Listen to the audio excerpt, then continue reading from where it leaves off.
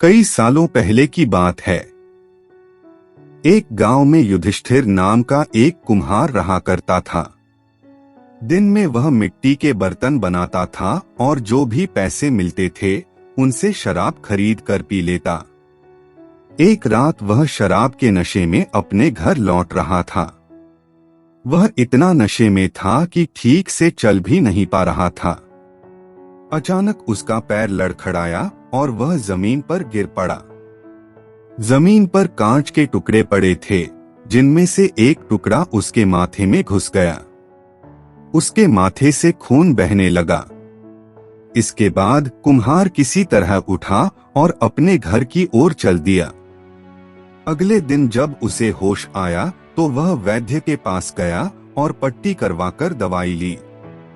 वैद्य ने कहा, घाव गहरा होने के कारण इसे भरने में समय लगेगा। पूरा भर जाने के बाद भी इस घाव का निशान नहीं जाएगा। इसके बाद कई दिन बीत गए।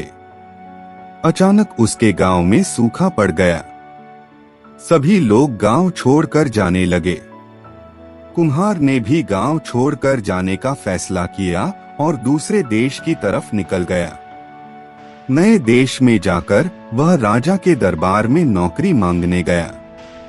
वहां राजा ने उसके माथे पर चोट का निशान देखा और सोचा, तुम्हारी हालत शेरों के बीच रहने वाले उस गीदड़ की तरह है जो हाथी से लड़ने की जगह उससे दूर भागने की बात करता है।